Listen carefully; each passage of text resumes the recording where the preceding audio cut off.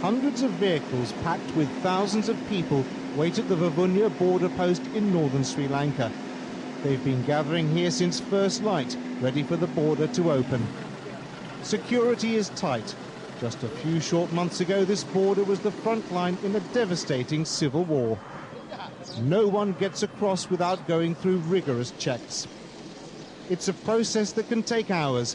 People wait patiently in line as the sun and heat steadily climb. Everyone undergoes an identity check and body search. Military police and intelligence officers question people about their reasons for entering rebel territory. Soldiers search for items that could be turned into weapons by Tamil Tiger rebels. Dry cell batteries and fishing line have only just come off the banned list. The vehicles are checked just as thoroughly as the people, searched inside and out before they and their passengers are allowed to head north. Among the returning refugees are Muslims who were expelled en masse by the Tamil Tigers. But those preparing to cross the border are more interested in reconciliation than reflecting on the past. Formalities finally completed to the satisfaction of the military, the journey north can get underway. The Sri Lankan ceasefire monitoring mission and the United Nations are a reassuring presence at the border and on a road once known as the Highway of Death. 10 members of the Pragasan family are crammed into this van, including 71-year-old Singaraya. Thanks to the ceasefire, he can at last return to his home village of Chunakam, just outside Jaffna. The war prevented him from going home for 12 years. The Pragasans are among the 1.3 million people who were displaced by 19 years of fighting. Around 800,000 refugees suffer grinding poverty in camps. They seize the chance to leave, although they probably have no homes to return to. Singaraya Pragasan already knows his house has been destroyed in the war, but his relatives have been luckier and their homes have survived, so at least they'll have somewhere to stay at the end of their journey. During the war, little or no maintenance has been carried out on the road, making the drive grindingly slow and uncomfortable. A roadside shrine in the Tamil Tiger stronghold of Vani. Travellers smash coconuts as an offering and in the hope it'll bring them luck as they venture into the unknown, into a region which had been cut off from the rest of the country for years. Only since the A9 highway reopened in April has its isolation started to lift, with a trickle of refugees returning home and many more passing through. Vani is a country within a country, an 80-kilometre wide strip of northern Sri Lanka ruled by the LTTE, the Liberation Tigers of Tamil Eelam. Vani saw fierce fighting as the LTTE and government forces battled for control. Towns and villages have been left in ruins. Kilinochchi College, the biggest school in the main town in the region and the de facto Tamil Tiger capital. The building is evidence of the intense fighting for Kilinochchi and of the resilience and resourcefulness of the people living there. The Tamils place great importance on education and believe it's the key to the success of any future Tamil state. These children need to work hard. They have a huge task of reconstruction ahead of them. Their town was once home to 12,000 people. War drove most civilians away, and virtually every building was damaged or destroyed in battles which killed almost 4,000 combatants. But for the first time in a generation, all of Sri Lanka's children can look forward to a lasting peace. North of Kilinochchi, the Pragasan family continue their journey along the narrow, rutted A9. It's very hard going. It often takes vehicles like this 7 hours or more to cross the 80 kilometres between border posts. Dotted along the road are signs warning of landmines and unexploded shells in the jungle and fields surrounding the A9.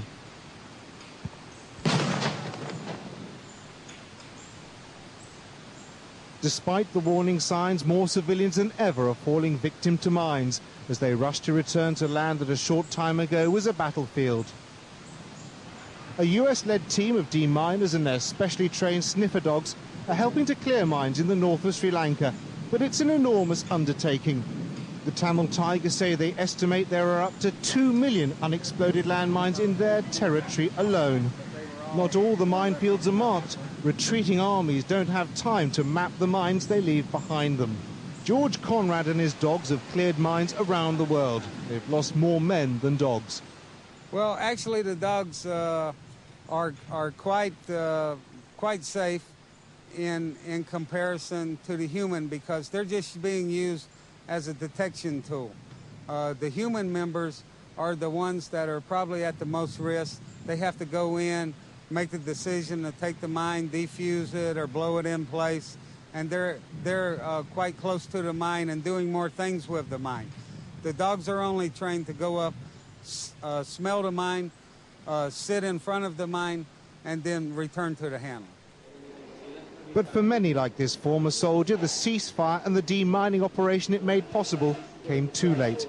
He's being fitted with an artificial limb at the Jaipur Foot Clinic, which specializes in sturdy, hard-wearing prostheses. The Jaipur foot, named after the Indian city where it was first made, is designed to stand up to the demands of rural life in South Asia. Its solid, robust construction means it can cope easily with paddy fields and rough jungle paths. But like all such limbs, they take some getting used to. Amputees practice until they can walk comfortably. Patients work on a natural-looking gait. Some tasks, like tackling stairs, take a lot more effort and concentration, even when there are rails to hold on to if you're feeling unsteady. But the amputees have to learn with a loss that can't be healed fully by even the most advanced treatments and therapies. At the height of the war, almost all of those who lost legs to landmines were men, the soldiers of opposing armies. But the clinic has now started training women to treat their own sex injured by mines. The number of female victims has increased greatly since the ceasefire allowed families to return to homes which are often situated in minefields. In their joy at going home, people forget the dangers. They have been asked to get back to their homes. They are so eager to get back to their homes and see their gardens, their houses. And unknowingly they could prod in the mines that have been laid by the militants as well as the army during the time of war. Under the February ceasefire agreement, the A9 itself was cleared of mines. It took until April for the last stretch of the highway linking Vanni to Jaffna to be reopened. It represented real concrete progress in the peace process.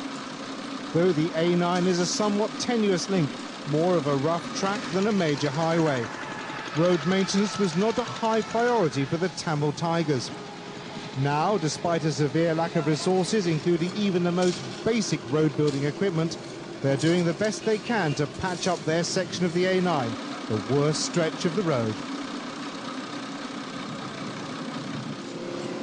With the end of the fighting, traffic has increased enormously, from just a handful of military vehicles before the truce to a constant flow of lorries, vans and cars.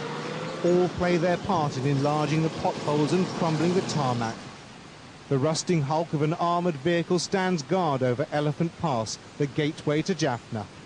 The Sri Lankan army suffered one of its greatest defeats here when the garrison defending Elephant Pass fell to the Tamil Tigers in April 2000. When the LTTE controlled this stretch of the A9, the government stronghold of Jaffna could only be reached by sea or air. Once beyond Elephant Pass, the road improves, and it's only a short distance to the end of the highway. Jaffna draws near, and just in time before the A9 is closed for the night. It's the end of the road for the Pragassan family. Their van arrives just as their relatives feared they'd missed the daily border deadline for crossing into Jaffna. It's all smiles as old Singaraya is greeted by family members he hasn't seen for more than a decade. There's a lot of catching up to do and a whole new generation of children.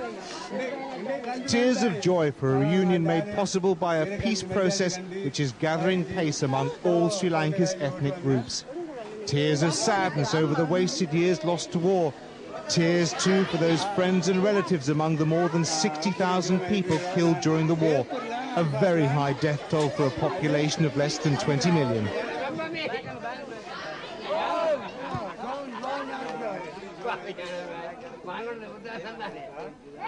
Cousins get their first chance to become acquainted. The smiles on their faces, young and old, say it all.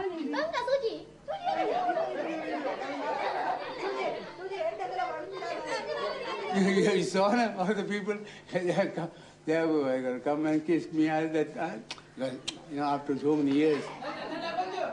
A kiss and a smile for the newest member of the family. But Grandma can't hide her tears.